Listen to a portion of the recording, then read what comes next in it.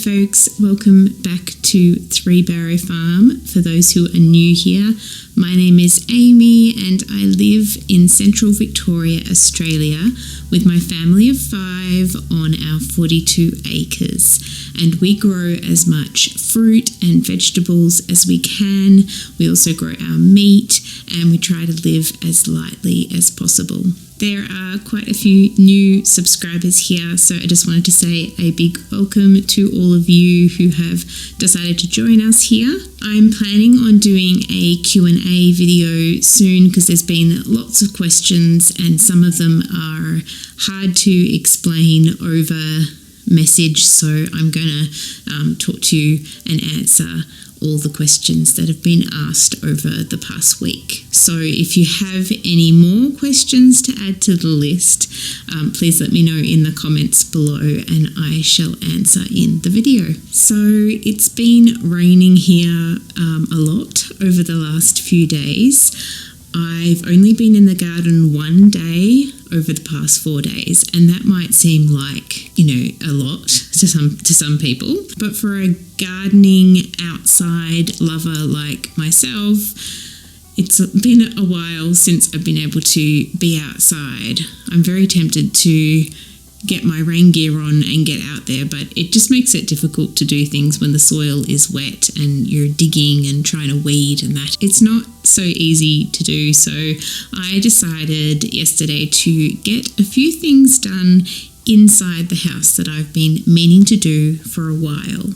So these are things to do with the herbs that I have grown in the past. So last year I grew a lot of herbs. So I'm going to show you what I have done with those herbs. But also that one day that I got in the garden, I managed to get some planting and some harvesting done, which has been fantastic.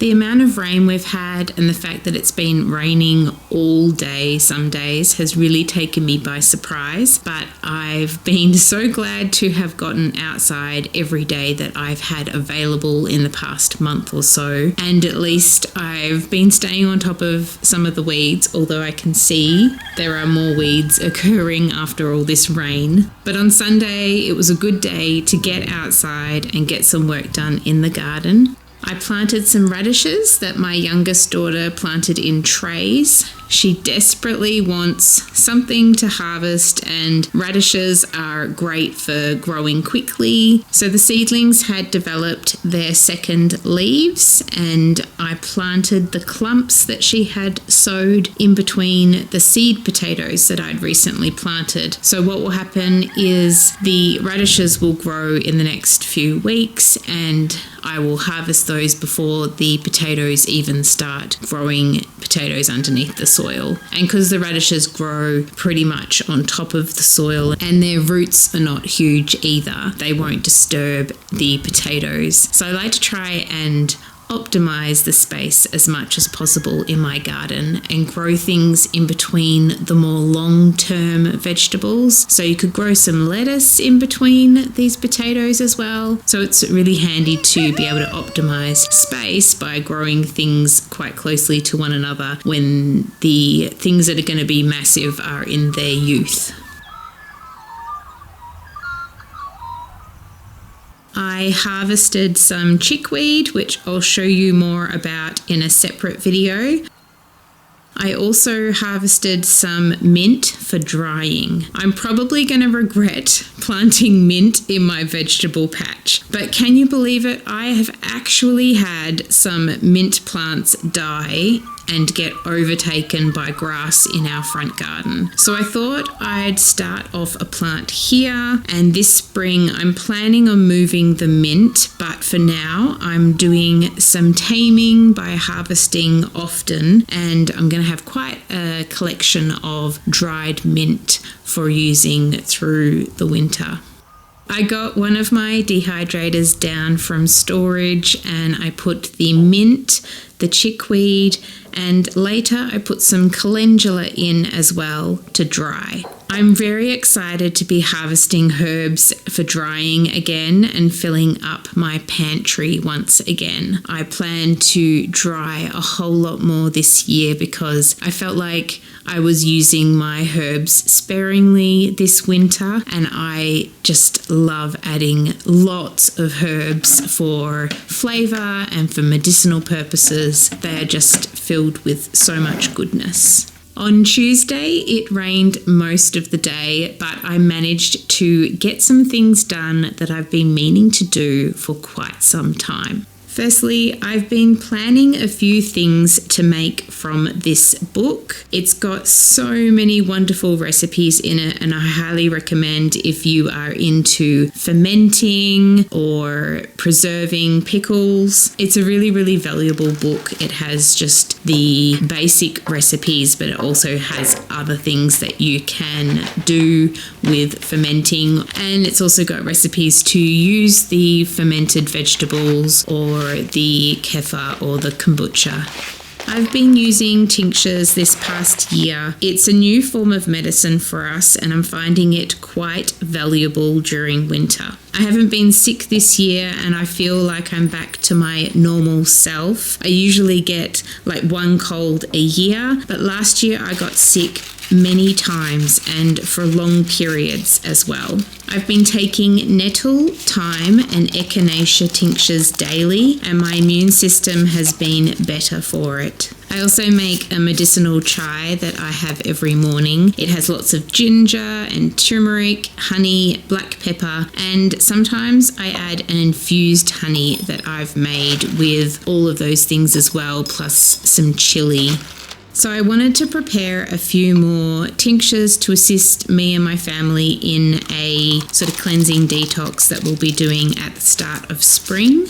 I use an organic vodka I purchased online. I prefer to use 100 proof alcohol for tinctures as it's got less water and it will last longer. But I do use an 80 proof alcohol too, but for tinctures that will be going through faster than other ones that we keep more long term. I'm making a turmeric tincture for digestive and liver health, a clove tincture mainly for a parasite cleanse and digestive health as well, a marshmallow root tincture which is also for digestive health but could also be used for respiratory conditions. I'm also doing some child-friendly tinctures of the marshmallow and the clove with glycerin. I do give my kids small doses of the vodka tinctures as it is best at bringing the nutrients out of the herbs, but for my youngest I prefer to have these kid-friendly ones on hand as well, although the glycerin doesn't bring out the nutrients as strongly as the vodka does.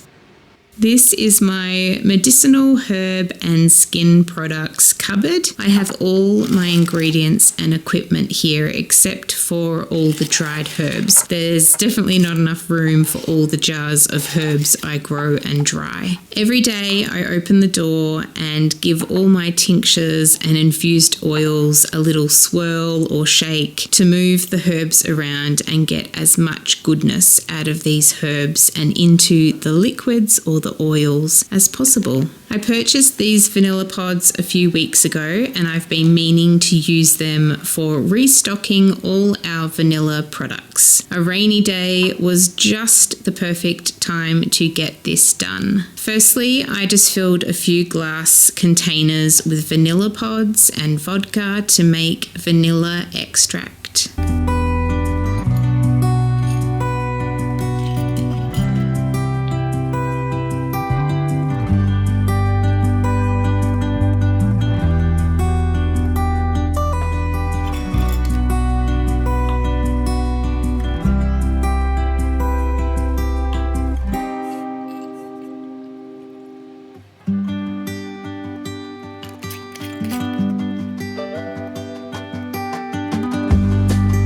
Next, I started the beginnings of vanilla sugar. I will let these vanilla pods dry further in this jar of raw sugar for a few days, and then I'll buzz up the entire contents in my Thermomix. I shake the jar a few times a day to move the pods around and scent the sugar with the vanilla.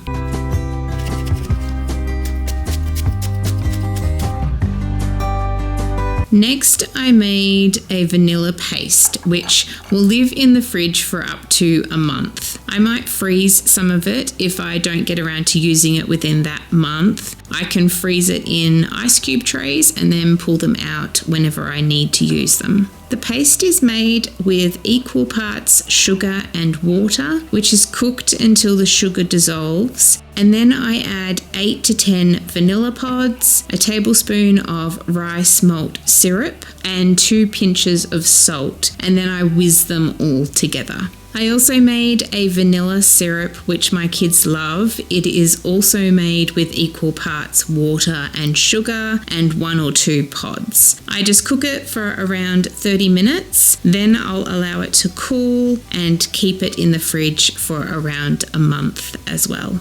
Lastly, I've been meaning to use this beef tallow to make a face and body butter. I've heard of the wonderful benefits of using tallow on your skin, and so I've been really wanting to experiment with this. I melted down the tallow in one of the jugs I use for cosmetics. Into that, I added apricot kernel oil, vitamin E, and lavender essential oil. I put the mixture in the fridge to cool a little, and then I whipped it up with my hand blender.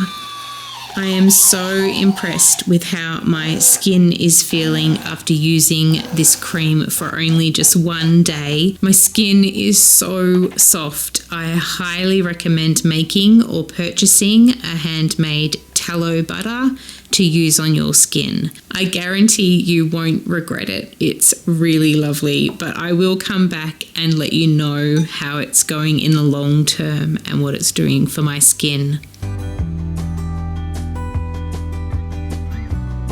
On this day, we also got to enjoy a dinner using cauliflower that I grew, blanched and froze. So I'm trying to work through my stores, especially in my freezer. I'm trying to use up those sort of forgotten items that have been in my freezer for a while now.